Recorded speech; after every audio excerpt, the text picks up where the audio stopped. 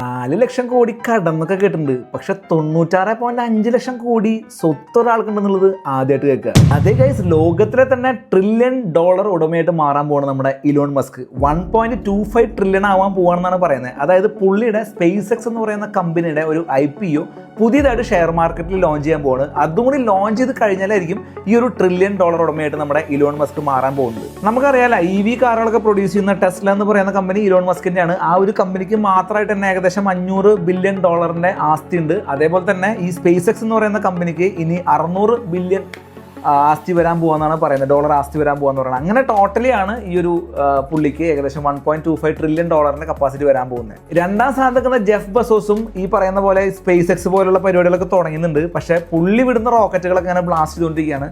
എന്നാൽ space X ഇപ്പോൾ recent കൂടി ഒരു റോക്കറ്റ് ലോഞ്ച് ചെയ്തേ ഉള്ളൂ. ഈ സ്പേസ് എക്സ് എന്ന് പറയുന്ന ആ ഒരു കമ്പനി കൺവെൻഷനൽ ആയിട്ടുള്ള റോക്കറ്റ് ലോഞ്ചിങ് ടെക്നോളജികളൊക്കെ മാറ്റിയിട്ട് പുതിയ ടെക്നോളജിയിൽ മാക്സിമം ഒപ്റ്റിമൈസ്ഡ് ആയിട്ട് റീയൂസബിൾ ആയിട്ടുള്ള റോക്കറ്റ്സ് ഒക്കെ കണ്ടുപിടിച്ചിട്ടാണ് ഇത്രയും ഒരു ലെവലിലേക്ക് എത്തിയത്. നിങ്ങൾ കേട്ടിട്ടുണ്ടാവും, നമ്മുടെ ബഹിരാകാശത്തേക്ക് ഒരു കാറൊക്കെ വിട്ട പുള്ളി ഇദ്ദേഹമാണ്. അപ്പോൾ പുള്ളിയുടെ ഒരു ടെസ്ല കാറിന്റെ മോഡൽ ഇപ്പോഴും നമ്മുടെ ബഹിരാകാശത്ത് ഇങ്ങനെ കറങ്ങിക്കൊണ്ട് നടക്കുന്നുണ്ട്. അതൊരു പ്രൊമോഷനായിട്ട് ചിലപ്പോൾ വിട്ടതായിരിക്കും, അല്ല ഏലിയൻസിന്റെ കയ്യിലൊക്കെ കിട്ടുകയാണെങ്കിൽ നന്നായിരിക്കുമല്ലോ. സോ നിങ്ങൾ കേട്ടിട്ടില്ലേ, നമ്മുടെ ആപ്പിള് അതുപോലെ തന്നെ NVIDIA ഒക്കെ $1 ട്രില്യൺ കമ്പനിയാണ്. അതുപോലെ ഒരു സിംഗിൾ ആയിട്ടുള്ള ഒരാൾ ആദ്യമായിട്ട് ഒരു $1 ട്രില്യൺ ആസ്തിയുള്ള ഒരാളായിട്ട് മാറാൻ പോവാണ്.